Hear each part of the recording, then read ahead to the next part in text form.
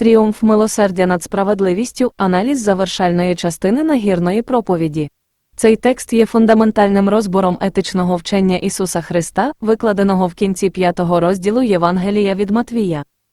Проповідник заглиблюється у контраст між старозавітним законом справедливості та новозавітним законом любові, розглядаючи це крізь призму як біблійної історії, так і сучасних реалій, включаючи тему війни та особистих стосунків. 1. Трансформація принципу відплати «око за око» Матвія 5:38-39. Старозавітний контекст закону. Фраза «око за око», «зуб за зуб», «лекс таліоніс» часто сприймається сучасним світом як синонім жорстокості та безкінечної помсти. Однак проповідник робить важливе історичне та богословське уточнення – функція обмеження. Спочатку цей закон, даний Мойсеєм від Бога, був актом милосердя та стримування. У стародавньому світі помста часто була непропорційною, за вибите око могли вбити людину або вирізати всю її родину. Закон встановлював сувору межу, покарання не повинно перевищувати заподіяну шкоду.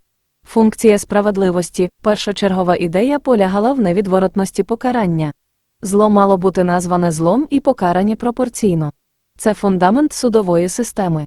Радикальний заклик Христа – непротивлення злу. Ісус Христос, звертаючись до своїх учнів, не скасовує поняття справедливості, але піднімає планку для особистих стосунків віруючого. Не противтесь злу – це не заклик до пасивності чи потурання гріху. Це заклик розірвати ланцюг зла. Якщо відповісти ударом на удар, кількість зла у світі лише подвоїться. Приклад із ляпасом, коли Ісус каже підставити ліву щоку, якщо вдарили по правій, це ілюструє відмову від дзеркальної агресії. Христос як взірець, проповідник звертає увагу на поведінку самого Ісуса під час суду у первосвященника, Євангеліє від Івана 18:22-23. Коли слуга вдарив його в обличчя, Ісус не підставив другу щоку буквально, але й не вдарив у відповідь. Він закликав до свідчення істини: «Якщо я зле сказав, свідчи про зле, а якщо добре, за що ти б'єш мене?» Це показує, що заповідь стосується внутрішнього стану серця, відсутності злоби та бажання помсти, а не просто фізичних дій. 2. Відмова від майнових прав заради миру, Матвія 5:40. Ісус наводить приклад судового позову, де у людини хочуть відсудити сорочку, нижній одяг. Культурний контекст. За законом Мойсея, верхній одяг, плащ, був недоторканним.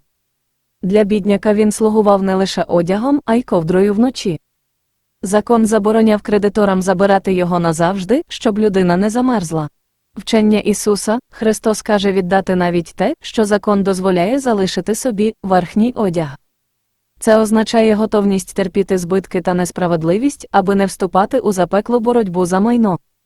Це перемога над матеріалізмом і демонстрація повної довіри Богу. 3. Етика другого милі, Матвія 5:41. Цей уривок розглядається через призму римської окупації Юдеї. Римське право ангарія, римський солдат мав законне право змусити будь-якого місцевого жителя нести його вантаж, обладунки, провізію, на відстань 1 милі, приблизно 1,5 кілометра. Реакція юдеїв – для єврея це було подвійним приниженням. По-перше, примус, по-друге, служіння язичнику-окупанту. Зазвичай цю милю йшли з прокльонами в серці, чекаючи моменту, щоб кинути вантаж. Революція любові. Ісус пропонує шокуючу стратегію – пройти 2 милі. Перша миля – це обов'язок, рабство і підкорення силі. Друга миля – це акт доброї волі, свободи та любові. Коли християнин добровільно робить більше, ніж від нього вимагають, він перестає бути жертвою обставин і стає господарем ситуації, обеззброюючи ворога своєю добротою. 4. Любов до ворогів як вершина християнства, Матвія 5:43-48. Проповідник підкреслює, що це найважча, але найважливіша частина вчення. Злам стереотипів, стара мораль дозволяла любити ближнього і ненавидіти ворога. Ісус скасовує право на ненависть. Божественний стандарт, загальна благодать, аргумент Ісуса базується на природі самого Бога.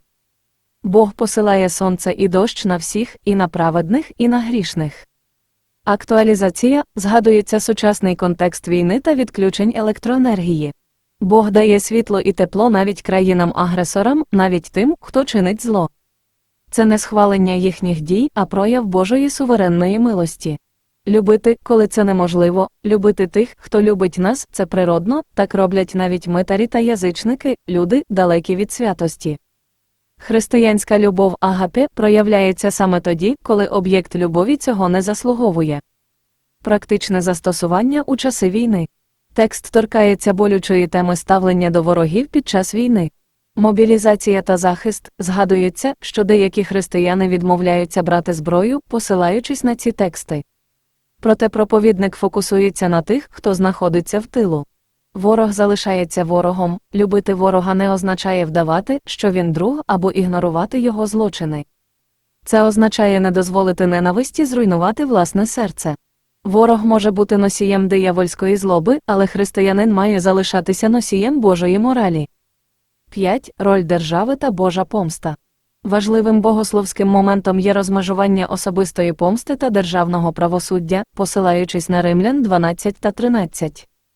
Індивідуальний рівень – християнин не повинен мститися особисто. Він має дати місце гніву Божому. Державний рівень – Бог встановив владу, яка носить меч, не дарма. Суд, поліція, армія – це інструменти Божого гніву для покарання зла в земному вимірі.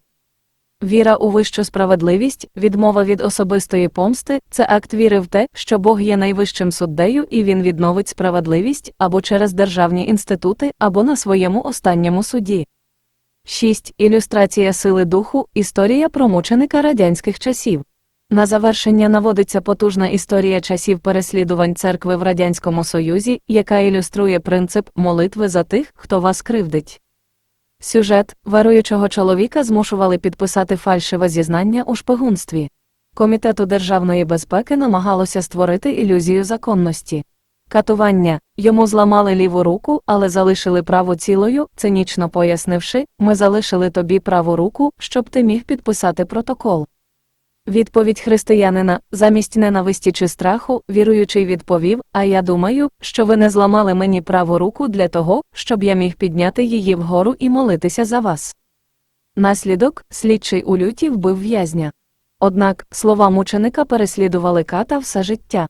На смертному одрі цей колишній слідчий покликав служителів тієї самої церкви і розкаявся, визнавши, що картина піднятої для молитви руки закатованого ним християнина не давала йому спокою. Висновок. Основна думка проповіді полягає в тому, що християнин покликаний відображати характер Небесного Отця. Бог полюбив нас, коли ми ще були Його ворогами, грішниками, і Христос помер за нас. Тому найвища форма наслідування Бога – це перемога над злом через добро, відмова від помсти та молитва за кривдників. Це шлях не слабкості, а надзвичайної духовної сили. Будьте ж досконалі, як досконалий Отець ваш Небесний.